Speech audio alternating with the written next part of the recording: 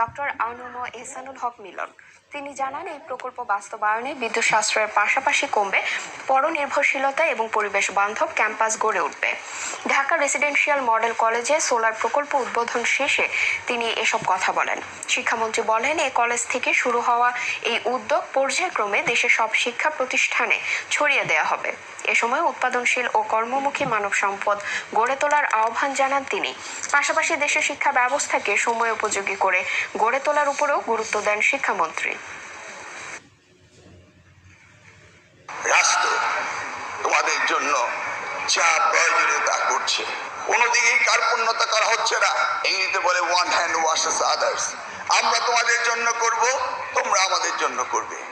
তবে সবচেয়ে বেশি প্রয়োজন হচ্ছে ভ্যালুস।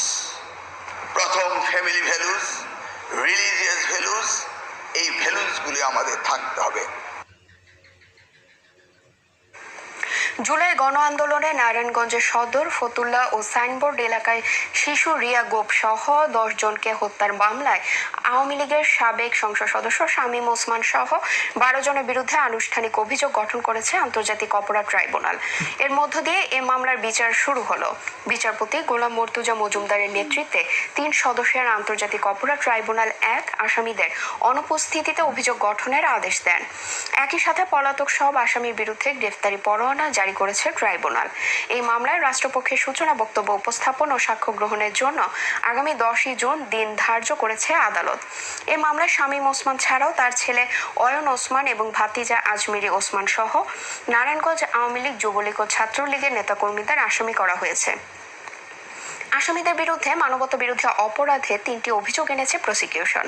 আসামিরা সবাই পলাতক থাকায় তাদের পক্ষে আইনজীবী নিয়োগ দিয়েছে ট্রাইব্যুনাল। ট্রেনের অগ্রিম টিকিট বিক্রি শুরু হতেই হুমড়ি খেয়ে পড়েছেন যাত্রীরা। আজ বিক্রি হচ্ছে 23শে মের যাত্রার টিকিট। সকালে রাজশাহী, রংপুর ও খুলনা বিভাগের ট্রেনের 16,200 টিকিট কিনতে 30 মিনিটের মধ্যে রেলের সার্ভারে হিট হয়েছে প্রায় 60 লাখ। আগামী 14, 15, 16 এবং 17 মে যথাক্রমে 24, 25, 26 ও 27শে মের টিকিট পাওয়া যাবে। আর ঈদ শেষে ট্রেনের ফিরতি যাত্রার টিকিট বিক্রি শুরু হবে 21শে মে। ঈদে অগ্রিম ও ফিরতি যাত্রার ক্ষেত্রে একজন যাত্রী দিনে একবার সর্বোচ্চ 4টি টিকিট কিনতে পারবেন। যাত্রার 2 ঘন্টা আগে দেয়া হবে ট্রেনের সর্বনিম্ন আসনের 25% স্ট্যান্ডিং টিকিট। ঈদ উপলক্ষে এবার চলবে 10টি বিশেষ যাত্রীবাহী ট্রেন।